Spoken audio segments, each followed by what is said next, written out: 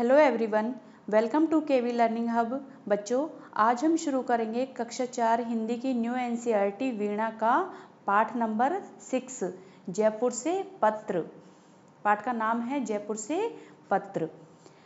तो इस चैप्टर में आज हम सीखेंगे कि पत्र कैसा लिखा जाता है, किस तरीके से, और इसको अच्छे से समझेंगे भी इस चैप्टर को। तो चलिए शुरू करते हैं।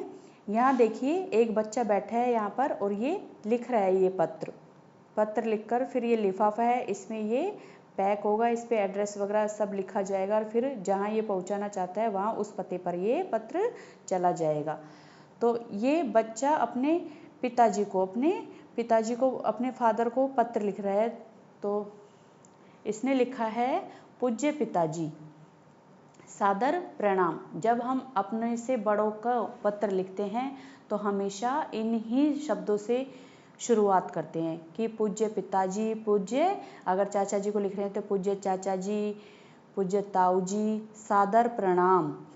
परसों रात को हम सकुशल यानी कि बिल्कुल ठीक।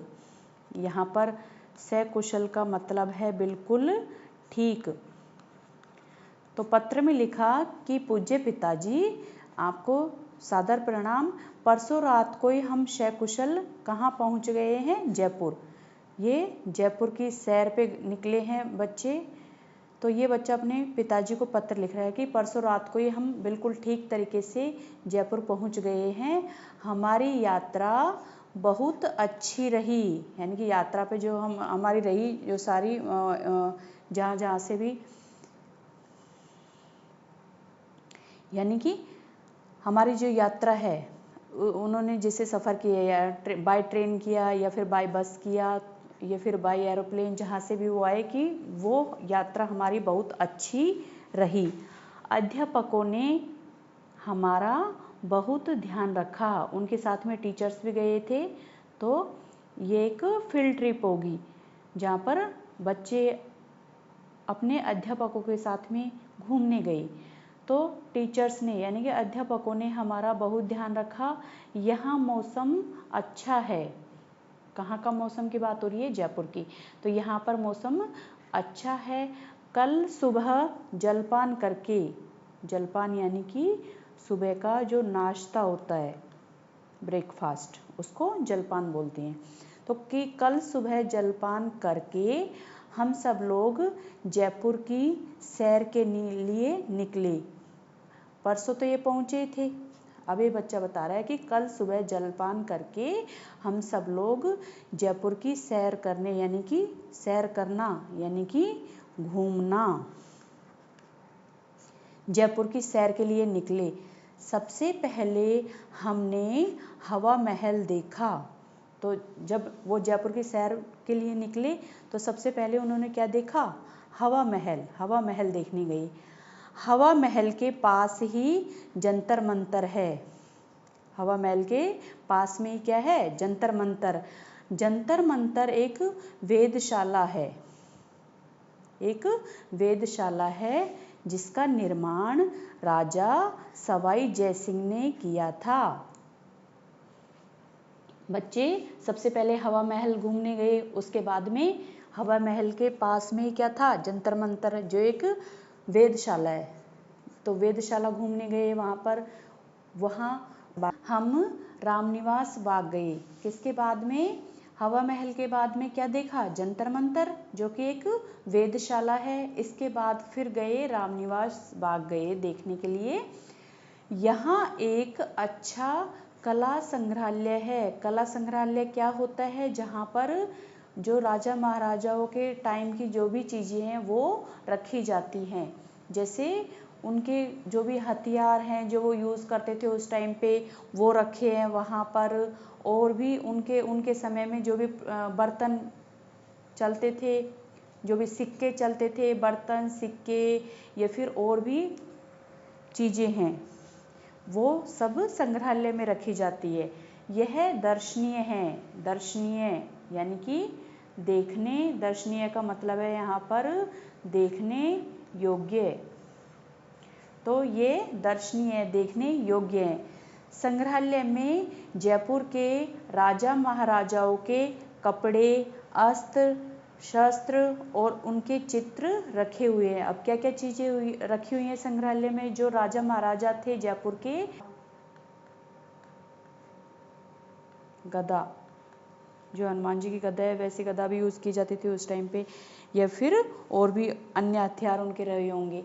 तो क्या क्या रहता था संग्रहालय में? राजा महाराजाओं के कपड़े, उनके अस्त्र शस्त्र हो गए, उस टाइम पे जो भी अस्त्र और शस्त्र चलते थे उस टाइम पे, आज के ज़माने की तरह हथियार नहीं थे, उनके कुछ लिमिटेड ही हथियार थे, और उनके चित्र, राजा महाराजाओं के चित्र, वो सारे रखे हुए हैं। नेक्स्ट देखिए, जयपुर से लगभग 14 किलोमीटर यानी कि 14 किलोमीटर की दूरी पर क्या है? आमेर का दुर्ग है। यह बहुत पुराना और बड़ा है। आमेर का दुर्ग बहुत पुराना भी है और बहुत बड़ा भी है यह दुर्ग। आमेर में शीश महल देखने योग्य है। आमेर में एक महल है जिसका नाम क्या है? शीश महल, जो शीशे का बना हुआ है। और शीशे कौन से हैं? कलरफुल शीशे हैं, और शीशा का यूज होने के कारण ही उसका नाम दिया गया है शीश महल। तो यह भी देखने योग्य है यानी कि दर्शनीय है। शीश महल के पास ही शीला देवी का मंदिर है। ये शीला माता है जो कि जयपुर की कुल देवी है, तो वहाँ पर शीला देवी का मंदिर भी बना हुआ है। किसमें? आमेर के किले में। मंदिर में दर्शन करने के बाद हम नगर वापस आए, यानी कि वापस हम वहीं पर आ गए जहाँ हम ठहरे हुए थे। मंदिर में दर्शन वर्शन कर आके उसके बाद में रात को हमने राजस्थान के लोक नृत्य देखे। राजस्थान के लोक नृत्य बहुत सारे हैं, जिनमें सबसे फेमस है हमारा राजस्थानी नृत्य घूमर। तो वो सारे लोक नृत्य, कठपुतलियों वाले नृत्य भी राजस्थानी नृत्य हैं, तो वो सारे लोक नृत्य देखे। फिर राजस्थान का विशेष व्यंजन, विशेष यानी कि जो विशेष अवसरों पर ही बनाया जाता है, व्यंजन यानी कि भोजन जो भी खाना है, तो विशेष व्यंजन है जो क्या है? दाल बाटी चूरमा, जो राजस्थान का क्या है? ये फेमस व्यंजन है दाल बाटी चूरमा, वो खाया। आज दोपहर पश्चात हम झीलों की नगरी, झीलों के नगर उदयपुर जाएंगे। और आज जयपुर तो घूम लिए सारे, वहाँ का विशेष व्यंजन भी खा लिया, लोक नृत्य देख लिए, वहाँ के जो भी दर्शनीय स्थल थे वो देख लिए। इसके बाद में अब कहाँ जाएंगे? आज दोपहर के बाद, पश्चात यानी कि बाद में, दोपहर के बाद में हम झीलों के नगर, जो क्या है? उदयपुर, झीलों की नगरी के नाम से कौन फेमस है?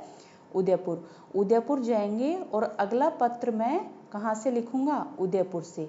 माता जी को मेरा प्रणाम और लता बहन को बहुत प्यार, आपका पुत्र अमर। तो एक लेटर था ये यहाँ पर, जो जयपुर से लिखा था बच्चे ने अपने पिताजी को।